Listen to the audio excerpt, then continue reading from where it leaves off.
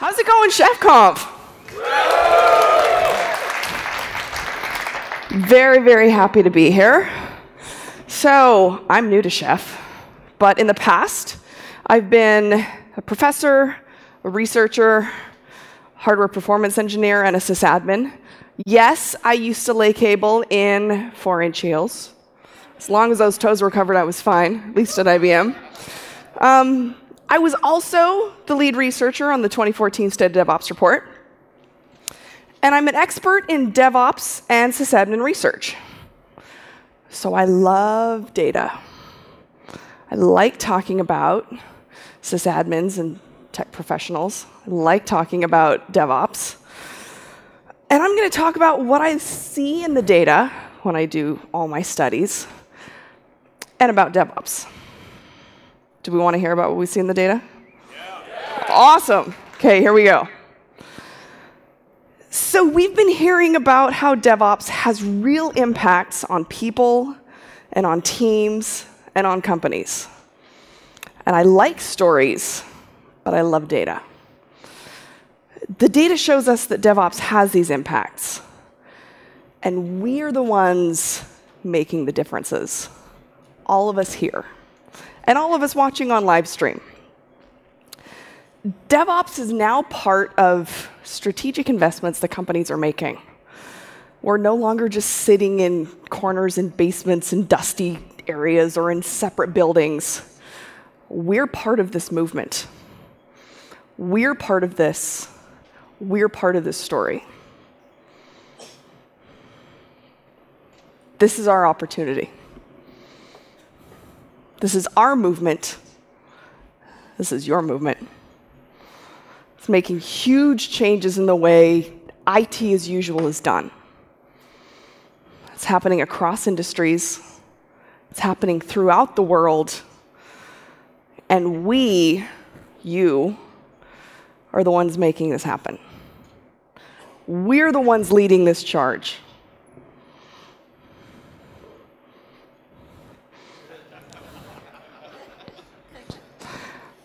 So where is DevOps now? What's next? And what is our role in this transformation?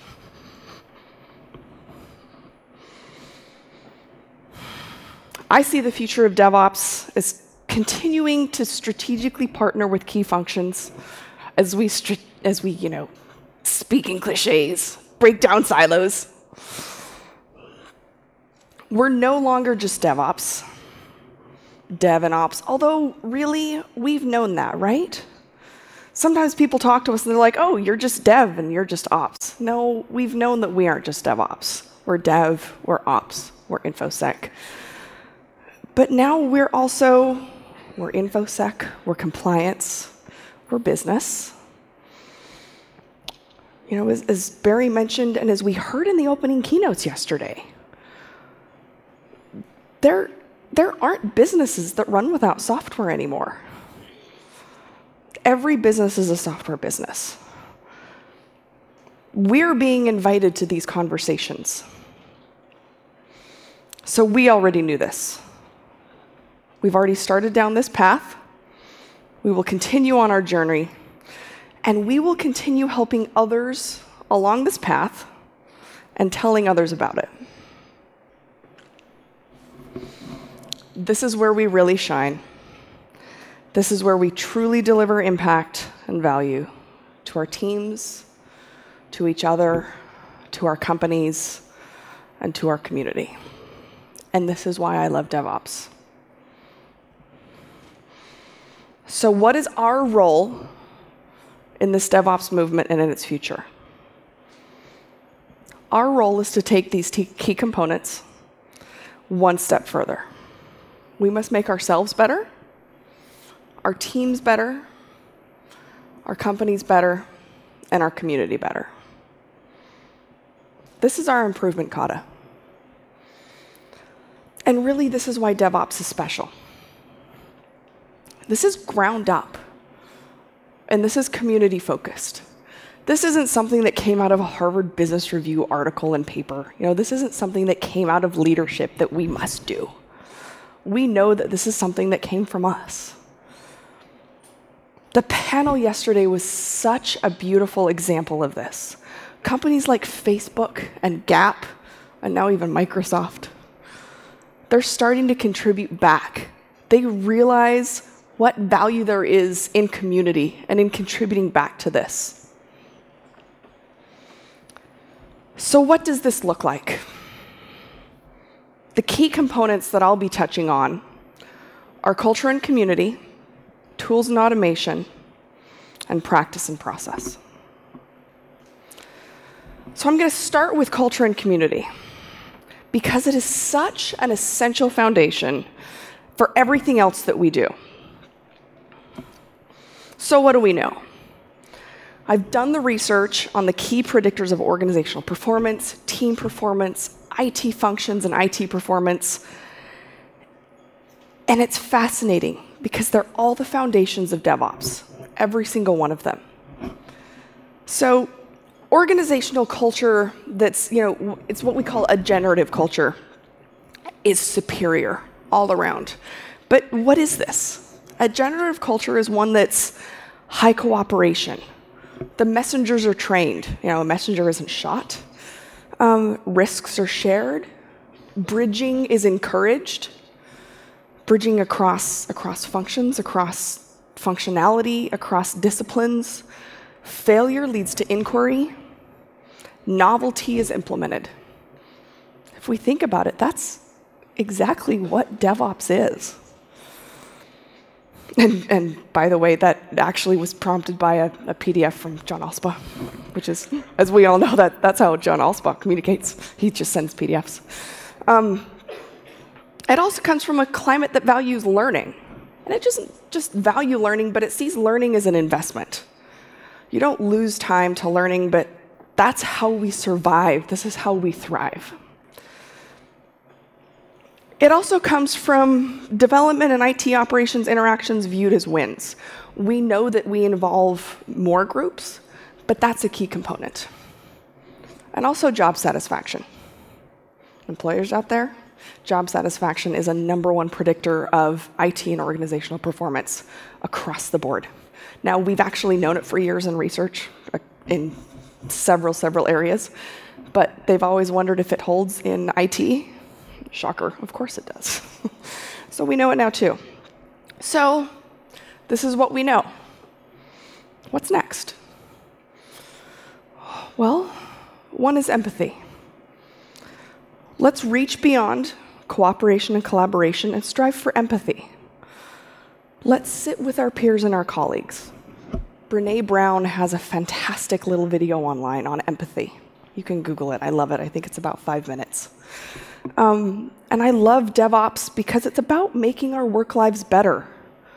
We release code during the day, and we do it a lot in small pieces. We don't do this at midnight. We don't hand off at, or 5 o'clock on Friday even and brush our hands and throw it over that proverbial wall and let ops deal with it. We take care of ourselves. We make our colleagues' work lives better. Another is burnout.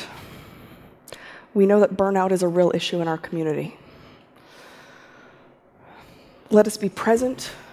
Let us be aware. Let's take care of ourselves, and let's check in on others if we can. Reach out. Know there are resources like burnout.io. Look around you. And for those of you watching on live stream, realize that this is part of your community. We have a community. We're sitting with you, and you're sitting with us. Speaking of that community, the greatest trend I see in the future of DevOps is that community. I see colleagues and peers getting together to solve problems and deliver value, and it's happening across the world. Our community is our heart, and it's our greatest advantage. Now, let's move on to tools and automation. Once we have that foundation in that culture, we should also remember the tools. What do we know? Let's get back into the data. The keys to success include version control. Now, version control is for all products. All production artifacts. This isn't just application code. Okay? We need to include all production artifacts. We need to include the whole stack. Application code, source code, databases and data. Another is proactive monitoring. Let's not find out about our failures from our customers on Twitter, but let's also not find out about it from the NOC. Let's find out about it from our own systems, from our own internal monitoring. It's a huge predictor of success. Okay, this we know. What's next? The most effective teams are becoming lean and cross-functional. Let's continue this trend. I see this as an important step in delivering code at velocity. This will include more progress down the path of continuous integration, continuous delivery, just like Adam chatted about. Another interesting thing that's happening now, and is really, really interesting, is the microservices infrastructure and containers. Smaller and smaller artifacts are increasing the complexity of management. Scale grows, our jobs get harder. Using code to manage this will be so much more important now. It'll be great to see the interesting and novel ways that we leverage containers in this infrastructure as code environment. Okay, now practice and process. What do we know? What does the data tell us? Key practices here. Again, I sort of mentioned it before, but it bears repeating. Cooperation between dev and ops teams. We also see peer review of code delivering huge reliability and quality gains. Change approval boards? Not really. Doesn't help at all. Actually, it tends to slow things down, and oftentimes it introduces error. Cabs don't work. But you know what this also means? We need to be good colleagues, good teammates, good community members. Peer review requires being a good community member. Give back. So I'm going to sneak a little bit in here. If we peek at what's next, I also see attempts at new models of command and control slipping in a little bit here, because as DevOps is starting to gain some momentum and some recognition among the leadership, some people are starting to sneak in with shared services models. Let's maintain peer review of code review here. So will command and control work in these new process models? Likely not.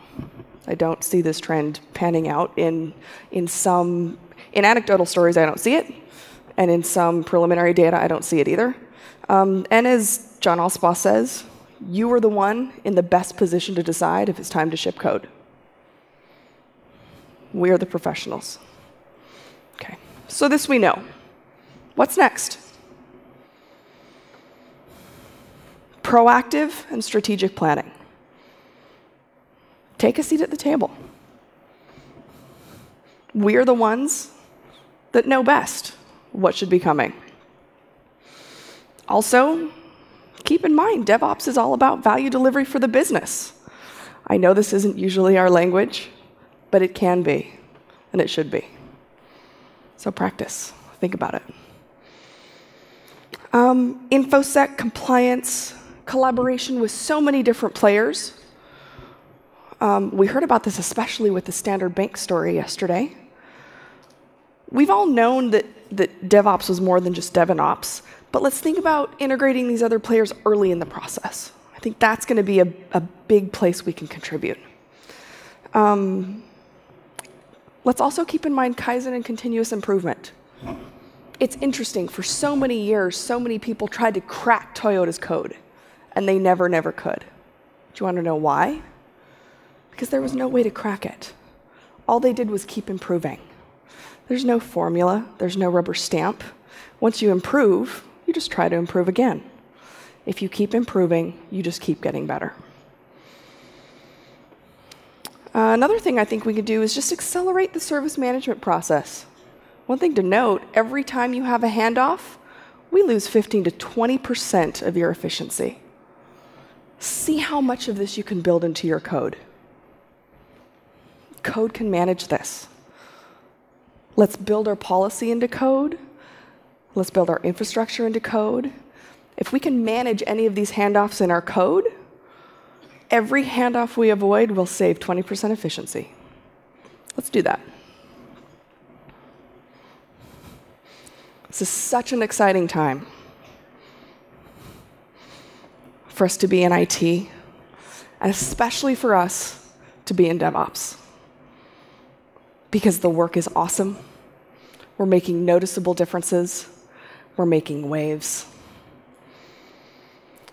And we're making differences for our teams, for our companies, and for our community. We're hearing the stories about transformations that are possible with DevOps. And I love the stories. But you know what's exciting for me?